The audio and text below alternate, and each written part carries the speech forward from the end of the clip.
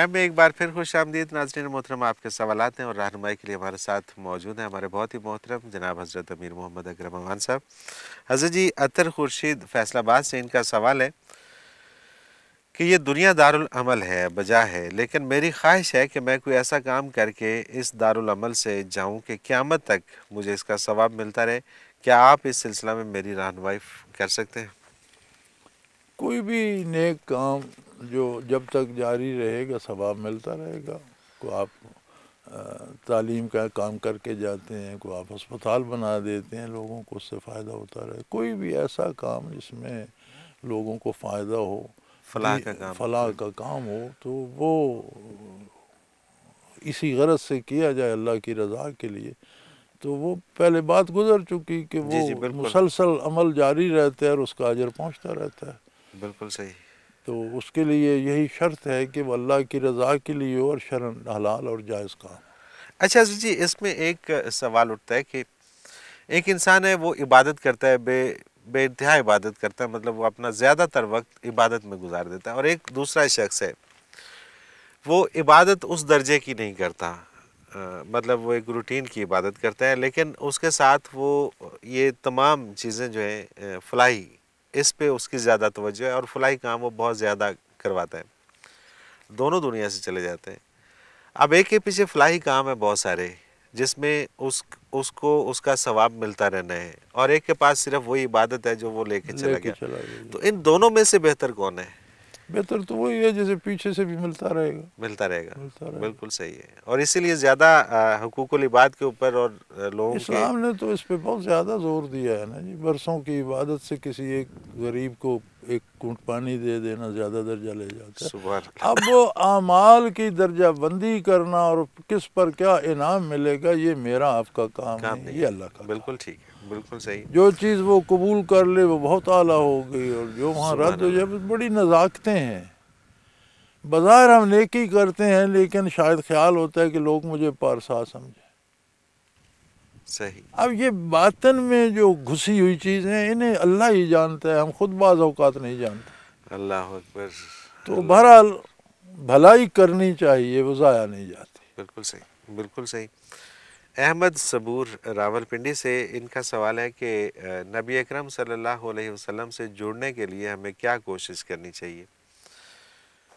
بڑی سادہ سی بات ہے جی، ایک ہی دروازہ ہے اور وہ ہے آپ کی اطاعت، ایک ہی راستہ ہے، صحیح۔ اور وہ ہے کہ آپ سوتے جاگتے اٹھتے بیٹھتے اپنے کلچر سے لے کر پریکٹیکل لائف تک کو آپ کی اطاعت میں ڈھال لیں۔ سبحان اللہ۔ جتنے زیادہ ڈھلتے جائیں گے اتنا قرب نصیب ہوتا قرب جائے گا۔ نصیب ہوتا جائے گا۔ سبحان اللہ۔ حافظ امجد ہیں ضلع سرگودا سے، یہ کہتے ہیں حضرت جی، میں زندگی میں اس مقام پہ ہوں کہ لوگ میرا بہت زیادہ احترام کرتے ہیں۔ کبھی کبھار میرے والد صاحب فرماتے ہیں کہ فلاں شخص تو تمہاری خوش آمد کر رہا تھا، براہ کرم رہنمائی فرما دیجئے کہ میں ادب و احترام، تعریف اور خوش آمد میں فرق کیسے کر سکتا ہوں؟ ادب و احترام بنیادی طور پر ایک کیفیت ہے جو کسی کی عظمت یا بھلائی یا نیکی کا قائل ہو کر دل میں پیدا ہوتی ہے، اور اس سے جو عمل ہوتا ہے وہ ادب و احترام ہے۔ ٹھیک ہے۔ خوش آمد وہ ہوتی ہے جو صفت کسی میں نہیں، وہ اس کی پڑھ کے سنائی جائے کہ تم بڑے ایسے ہو، حالانکہ وہ ایسا نہیں ہے، صحیح، یہ خوش آمد ہوتی ہے۔ بالکل صحیح۔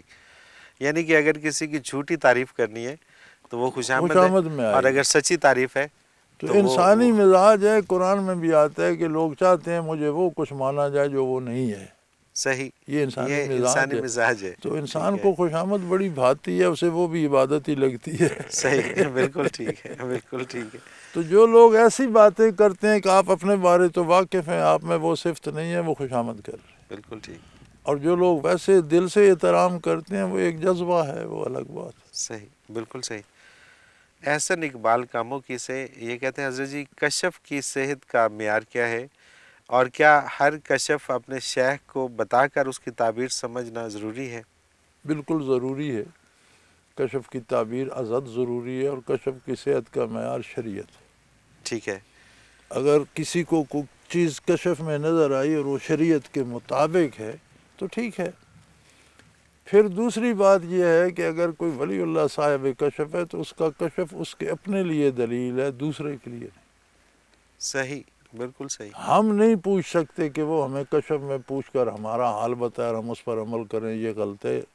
یہ منصب نبی کا ہے کہ نبی کا کشف جو ہے وہ ساری امت کو ماننا پڑتا ہے۔ صحیح، بالکل ٹھیک۔ ولی کا کشف اس کی ذات کے لیے۔ اپنی ذات کے لیے، بالکل ٹھیک ہے۔ تیسری بات اس میں یہ ہے کہ اگر کشف پر عمل کرے گا تو کسی دنیاوی نقصان سے بچ جائے گا، صحیح، نہیں کرے گا تو ہو سکتا ہے کوئی دنیا کا نقصان ہو جائے، آخرت سے اس کا کوئی تعلق نہیں، آخرت سے صرف نبی کے کشف کا تعلق۔ سبحان اللہ۔ دین تو سبحان سارا ہی اللہ، کشف ہے، بالکل وہی ٹھیک۔ سے آیا، فرشتے سے آیا، تو نبی صحیح۔ کا کشف سند ہے۔ پہلی بات یہ ہے کسی ولی اللہ کو کشف ہوتا ہے، اگر وہ خلاف شریعت ہے تو اسے دیکھنے میں غلطی لگے، ٹھیک ہے، وہ باطل ہے، اسے چھوڑ دیا جائے۔ شریعت کے مطابق ہے اور کوئی کم عمل کرنے کا حکم ہے تو وہ خود کرے، دوسروں کے لیے نہیں۔ صحیح، بالکل صحیح۔ نہیں کرے گا تو ہو سکتا ہے کوئی دنیا کا نقصان ہو، آخرت کا نہیں ہو۔ ٹھیک ہے، اور جہاں تک کشف کی تعبیر پوچھنے کا ہے تو جب خندق کھودی جا رہی تھی تو حضرت سلمان فارسی رضی اللہ عنہ نے عرض کی، یا رسول اللہ ایک چٹان آ گئی ہے اور ہم سارے زور لگا چکے ہیں، وہ ٹوٹتی نہیں۔ تو تجویز یہ دی گئی کہ اس کو خندق میں اس طرح سے بل ڈال لیں، لیکن ٹھیک ہے۔ حضور نے اپنے دست مبارک سے وہ لائنیں لگائی تھی کہ جہاں خندق کھوتی جائے، تو صحابہ نے کہا کہ اب ان لائنوں کو کون مٹائے گا، یہ تو حضور کے ہاتھ کی لگی۔ صحیح، ہم نے لگائی ہوتی تو ہم لائن ادھر 2 قدم لگا کر لیتے، لیکن یہ اب یہ تو ممکن نہیں ہے، یہی کھودی جائے گی۔ تو جب حضور کے سامنے ماما، حضور خود تشریف لے گئے اور آپ نے وہ اوزار، گینتی، کدال جو بھی تھی وہ لے لی، اس پر 3 ضرب، ایک ضرب لگائی، ایک حصہ اس کا ٹوٹ گیا، دوسری لگائی، دوسرا حصہ ٹوٹ گیا، تیسری لگائی، ساری چٹان ٹوٹ گئی۔ لیکن حضرت ابو ذر غفاری رضی اللہ عنہ نے عرض کی، یا رسول اللہ جب آپ نے پہلی ضرب لگائی تو نور کا ایک شعلہ آسمانوں تک گیا، اب یہ ان کا کشف تھا۔ صحیح، آپ نے دوسری لگائی تو پھر اس سے بڑا شعلہ آسمانوں تک گیا، آپ نے تیسری لگائی تو پھر نور کا شعلہ بلند ہوا۔ یہ کیا تھا؟ تو آپ نے فرمایا، تم نے دیکھا؟ یا رسول اللہ فرمایا، یہ پہلے شعلے میں مجھے یمن کے خزانے دکھائے گئے، دوسرے شعلے میں مجھے کسریٰ کی سلطنت دکھائی گئی، تیسرے شعلے میں مجھے قیصر کا ملک دکھا، یہ سارے مسلمانوں کے زیر نگیں ہوں گے۔